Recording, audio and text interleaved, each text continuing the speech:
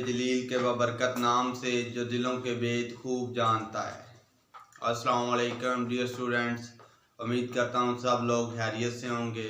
Dear student, हम लोग 9th class की केमिस्ट्री का chapter number 1 fundamentals of chemistry study कर रहे हैं और हमारा जो आज का लेक्चर है इसका जो टॉपिक होगा वो होगा टेस्ट योरसेल्फ 1.5। इस लेक्चर में हम लोग टेस्ट योरसेल्फ 1.5 को सॉल्व करेंगे।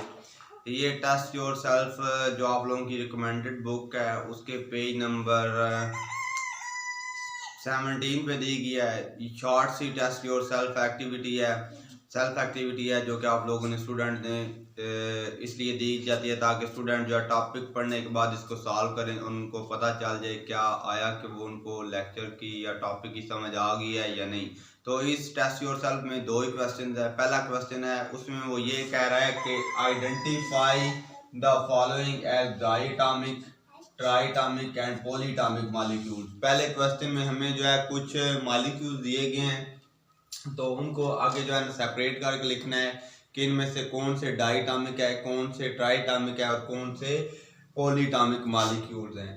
तो देखें, जब हम लोगों ने जो है ना पढ़ा था topic molecules and types of molecules, तो वहाँ पे भी आप लोगों को बताया था कि जो ऐसा मॉलिक्यूल जिसमें जो है ना एक एटम हो उसको हम लोग बोलते हैं कि ये मोनोटॉमिक मॉलिक्यूल है, और ऐसा हमारे पास मॉलिक्यूल जो 2 एटम से मिलकर बना हो उसको हम लोग डायटोमिक मॉलिक्यूल बोलते हैं, और ऐसा मॉलिक्यूल जो 3 एटम से मिलकर बना हो उसको हम लोग ट्राइटोमिक मॉलिक्यूल बोलते हैं, और ऐसा मॉलिक्यूल जिसमें जो एटम की तादाद जो है वो मैनी एटम्स हो या फिर 4 और अबव देन 4 हो तो उसको हम लोग पॉलीटोमिक मॉलिक्यूल बोलते हैं। और इसी तरह फिर आगे होमोटोमिक और हेटेरोटोमिक मॉलिक्यूल भी डिस्कस किए थे। तो देखें यहाँ पे हमारे पास जो पहला पार्ट है उसमें वो ये कह रहा है कि H2SO4 बताएं कि ये कौन सा हमारे पास मॉलिक्यूल होगा, डाई होगा, ट्राई होगा या फिर पॉलीटोमिक मॉलिक्यूल होगा। अब देखें H2SO4 में इसका फार्मूला हमें ये बता रहा है कि यहाँ पे H2 का मतलब है कि 2 एटम हाइड्रोजन के हैं, सल्फर के साथ कुछ नहीं लिखा हो तो इसका मतलब है सल्फर का 1 एटम है, ऑक्सीजन के साथ 4 लिखा हुआ है तो इसका मतलब है कि ऑक्सीजन के 4 एटम्स हैं। तो टोटल इसमें जो एटम्स की तादाद होगी वो होगी 7। अब देखें 2 हाइड्रोजन के, 1 सल्फर का, 3 हो गए और 4 ऑक्सीजन के एटम्स, तो टोटल जो एटम्स की तादाद होगी वो होगी 7। तो ऐसा मॉलिक्यूल जिसमें जो है ना अब 7 जो है वो 2 डायटोमिक में भी नहीं आएंगे, ट्राइटोमिक में भी नहीं आएगा, तो ये फिर हम इसको लिखेंगे कि ये हमारे पास पॉली एटॉमिक जो है ना मॉलिक्यूल है। H2SO4 सल्फ्यूरिक एसिड एक पॉली एटॉमिक मॉलिक्यूल है H2SO4। ठीक हो गया। अब इसी तरह आगे हमारे पास ये जो H2 है ये हमारे पास इसका फार्मूला हमें ये बता रहा है कि इस मॉलिक्यूल में हमारे पास 2 एटम्स हैं। तो ऐसा मॉलिक्यूल जिसमें 2 एटम्स हों तो उसको हम लोग बोलते हैं कि ये डायटोमिक मॉलिक्यूल है। क्लियर हो गया।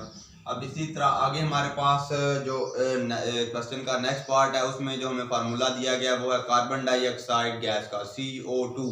अब देखिए CO2 फार्मूले से हमें पता चल रहा है कि इस हमारे पास जो मॉलिक्यूल दिया गया उसमें एटम्स की तादाद 3 है, उसमें 1 एटम कार्बन का है, 2 एटम्स ऑक्सीजन के हैं, टोटल एटम्स की तादाद 3 है। तो ऐसा मॉलिक्यूल जिसमें एटम्स की तादाद 3 हो उसको हम लोग बोलते हैं कि ये ट्राइटोमिक मॉलिक्यूल है, CO2 ट्राइटोमिक मॉलिक्यूल हो गया। इसी तरह अगला जो हमारा पार्ट उसमें ये कह रहा है कि HCl हाइड्रोक्लोरिक एसिड। अब हाइड्रोक्लोरिक एसिड में भी जो एटम्स की तादाद होती है वो 2 होती है, 1 एटम हाइड्रोजन का होता है और 1 क्लोरीन का होता है। तो ये भी हमारे पास जो मॉलिक्यूल होगा ये डायटोमिक मॉलिक्यूल होगा। इसी तरह आगे हमारे पास जो एटम दिया गया मॉलिक्यूल वो है कार्बन मोनोऑक्साइड। अब कार्बन मोनोऑक्साइड के भी फार्मूले से हमें पता चल रहा है कि इसमें एटम की तादाद जो है वो 2 है, 1 कार्बन का एटम है और दूसरा जो है वो ऑक्सीजन का है। तो ये भी हमारे पास जो होगा ये एक डायटोमिक मॉलिक्यूल होगा। इसी तरह आगे ये जो हमें दिया गया है हमें मॉलिक्यूल C6H6, इसको हम लोग बेंजीन बोलते हैं। अब देखें जो हमारे पास बेंजीन का मॉलिक्यूल है इसमें एटम्स की तादाद अगर देखा जाए तो टोटल जो बनते हैं 6 कार्बन के एटम है और 6 हाइड्रोजन के एटम है, तो टोटल एटम्स की तादाद जो होगी वो 12 हो जाएगी। तो पॉलीटॉमिक में आएगा मैनी एटम्स हैं, तो जो हमारे पास बेंजीन है ये एक पॉलीटॉमिक मॉलिक्यूल हो गया। ओके, क्लियर हो गया। लास्ट वन हमारे पास जो है वो है H2O वाटर का मॉलिक्यूल। अब देखें वाटर का मॉलिक्यूल जो होता है वो कॉम्बिनेशन ऑफ होता है हमारे पास, उसमें 2 हाइड्रोजन के एटम्स होते हैं और 1 ऑक्सीजन का एटम होता है। टोटल इसमें जो एटम्स की तादाद होती है वो 3 होती है। तो ये हमारे पास हो जाएगा try atomic molecule. Okay, clear, understand. अब चलते हैं दूसरे क्वेश्चन पे। दूसरे क्वेश्चन में वो ये कह रहा है identify the following as cation, anion, free radicals, molecule and molecular ion. तो दूसरे क्वेश्चन में हमें जो है ना डिफरेंट चीज़ें दी गई हैं। केटाइन भी दिया गया है, एनाइन भी दिया गया है, फ्री रेडिकल्स भी दिए गए हैं और मॉलिक्यूल और मॉलिक्यूलर आयन भी दिया गया है। तो इसमें से जो पहली दो चीज़ें केटाइन और एनाइन की आयन की टाइप्स हैं। जब किसी चीज़ के ऊपर चार्ज आ जाता है तो हम बोलते हैं कि वो आयन है। अगर उसके ऊपर नेगेटिव चार्ज होगा तो उसको हम बोलेंगे कि ये एनाइन है। अगर पॉजिटिव चार्ज होगा तो हम वो लोग बोलेंगे कि ये केटाइन है। फिर आगे फ्री रेडिकल है जिसके पास ऑड नंबर ऑफ इलेक्ट्रॉन्स होते हैं और उसके सिंबल के ऊपर जो है डॉट के साथ रिप्रेजेंट करते हैं। सेम जो है ना आगे फिर मॉलिक्यूल जो कॉम्बिनेशन ऑफ एटम्स होता है मॉलिक्यूलर आयन। जब कोई मॉलिक्यूल जो है एक एटम मॉलिक्यूल जो होता है, जब कोई मॉलिक्यूल एक या एक से ज़्यादा इलेक्ट्रॉन जो है ना वो गेन और लूज करेगा तो फिर उसके ऊपर चार्ज आएगा और फिर वो जो रिजल्टिंग स्पीशी होगी उसको हम लोग मॉलिक्यूलर आयन बोलेंगे। पहले देखते हैं कि केटाइन हमारे पास ऐसा आयन जिसके ऊपर पॉजिटिव चार्ज होगा। तो अब देखें यहाँ पे हमारे पास एक देखें पॉजिटिव वाले जितने भी हमें जो आप कह सकते हैं कि ये जो स्पीशीज दी गई हैं उनमें से 2 हैं। एक ये वाला हमारे पास सोडियम आयन है और एक ये N2 जो है ना प्लस है। तो आप देखें ये जो N2 प्लस है इसके ऊपर तो पॉजिटिव चार्ज है बेशक है, लेकिन ये क्योंकि N2 हमारे पास मॉलिक्यूल होता है तो फिर ये केटाइन में नहीं आएगा। हमारे पास जो केटाइन होगा वो जस्ट होगा Na प्लस। तो Na प्लस हमारे पास है केटाइन है, ये सोडियम का केटाइन। अब आगे हम लोगों ने चेक करने हैं एनाइन। तो एनाइन हमारे पास एक ऐसा आयन होता है जिसके ऊपर नेगेटिव चार्ज होता है। तो नेगेटिव चार्ज वाले आप लोग देखें हमारे पास यहाँ पे हैं। एक ये कार्बोनेट आयन है। अब कार्बोनेट आयन भी हमारे पास जो है ना वो एक एनाइन है। इसी तरह आगे हाइड्राइड आयन है। फिर इसी तरह जो है ना हमारे पास ऑक्सीजन का जो एनाइन है ऑक्साइड आयन। तो ये हमारे पास जो है ना 3 एनाइन है। अब आप लोगों के जो है ना क्वेश्चन में ये भी देने में आ रहा होगा कि ये हमारे पास मॉलिक्यूल क्यों नहीं है, तो मॉलिक्यूलर आयन क्यों नहीं, क्योंकि आप लोग देखें कि क्योंकि जो हमारे पास कार्बोनेट आयन होता है ये रेडिकल होता है और रेडिकल जो होता है वो एज ए सिंगल आइडेंटिटी के तौर पे एक्ट करता है। तो जो है ना जब आप लोगों ने टॉपिक पढ़ा था बेसिक डेफिनेशन में रेडिकल भी एलिमेंट के बाद आप लोगों को पढ़ाया गया था रेडिकल भी। तो वहाँ पे आप लोगों ने पढ़ा होगा कि जो हमारे पास ये एक कार्बोनेट जो है ना ये एक रेडिकल है तो इस वजह से ये एज ए एनाइन कंसिडर किया जाएगा। अब आगे हमारे पास है फ्री रेडिकल। फ्री रेडिकल का आप लोगों को बताया गया था कि जो फ्री रेडिकल्स होते हैं हम उनको इस तरह रिप्रेजेंट करते हैं।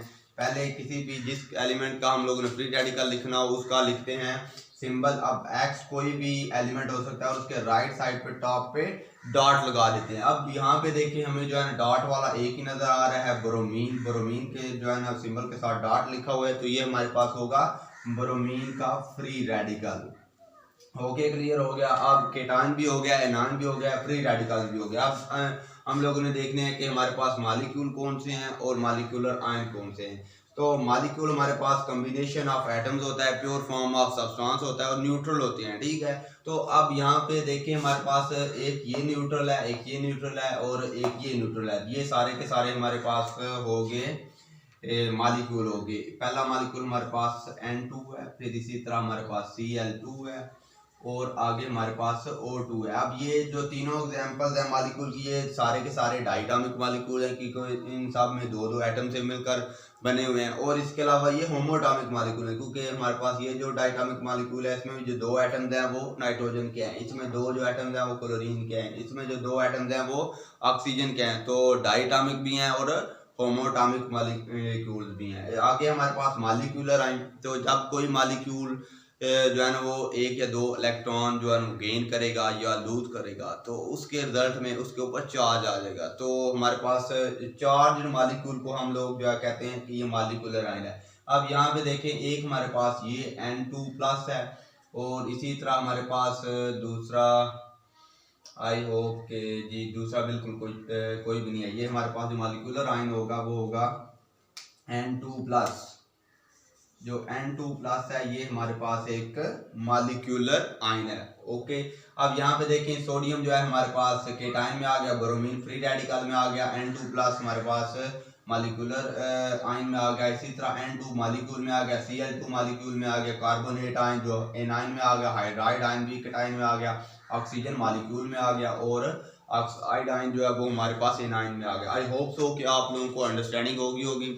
और इसके अलावा अगर आप लोगों को कोई कंफ्यूजन है तो पहले आप लोगों को बेसिक कंसेप्ट क्लियर करने चाहिए कि जिस तरह जो एनाइन केटाइन वाले टॉपिक्स हैं उनको पहले समझे ध्यान से, फ्री रेडिकल वाले को ध्यान से समझे, इसी तरह मॉलिक्यूल्स वाले टॉपिक को ध्यान से समझें। अगर इसके अलावा भी टॉपिक समझने के बाद भी आपको कोई कंफ्यूजन है तो आप अपना क्वेश्चन, अपनी क्वेरी कमेंट बॉक्स में पूछ सकते हैं। नेक्स्ट लेक्चर तक के लिए अल्लाह हाफिज़, थैंक यू वेरी मच।